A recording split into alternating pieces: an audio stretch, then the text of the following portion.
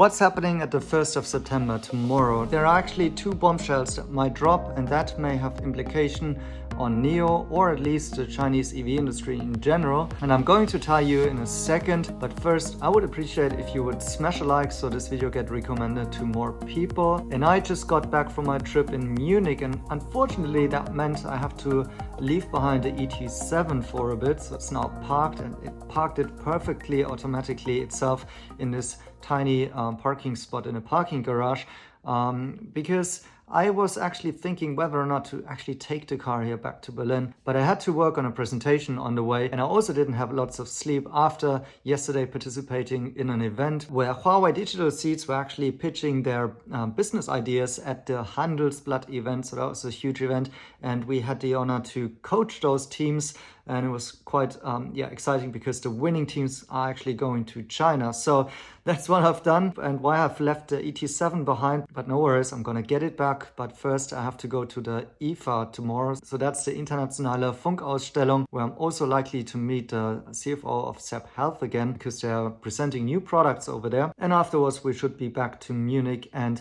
have some surprises on the NIO side as well. Now to the news. The first one is something official, which we know that's going to happen tomorrow, which is that Zeekr will be presenting somewhat of a supercar there, and that's quite of a nice branding idea there. From this video that I'm now showing, you can possibly guess that this is about how fast this car can accelerate in comparison to the Tesla Model S Plaid. And this is kind of to show off the Zeekr performance abilities.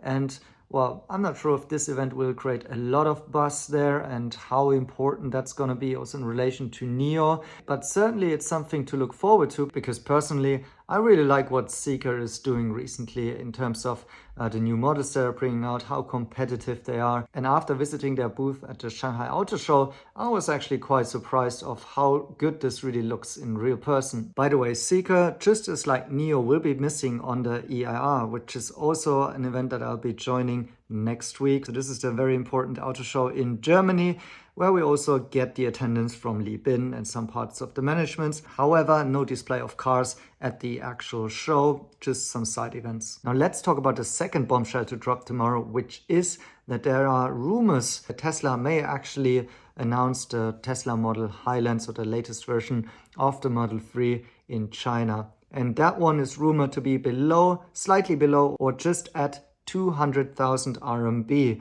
and possibly is featuring a design lift both on the outside and the inside. And this one really could have some impact on NIO, because this could possibly steal sales from, for example, the ET5. I think that one is the closest competitor. The lowest cost model of NIO, the sedan version, should be much in competition with the Model 3 Highland version.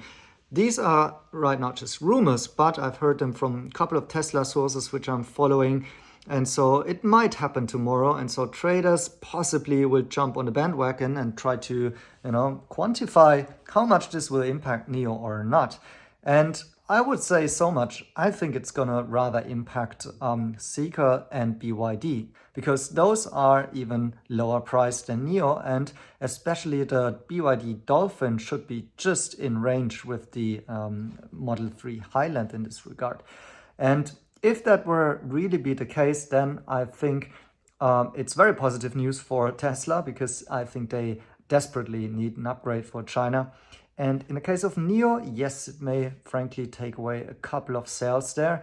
However, on the other hand, NIO has now a quite broad range of models, and the ET5 is just one of them, and it's possibly not even the biggest seller right now. And on top of that, we'll have to see whether or not Tesla really had to reduce the quality or the cost input of this vehicle even further in order to get the price that low, and if it's really actually launching. But don't be shocked if this comes out tomorrow and we've got big headlines about Tesla aggressively attacking in China again, and then we'll see how the market deals with that. But I think now you already know and should be prepared for that. I hope you like this quick information here. I'm possibly getting a little bit of sleep now, and then see you with the next events coming.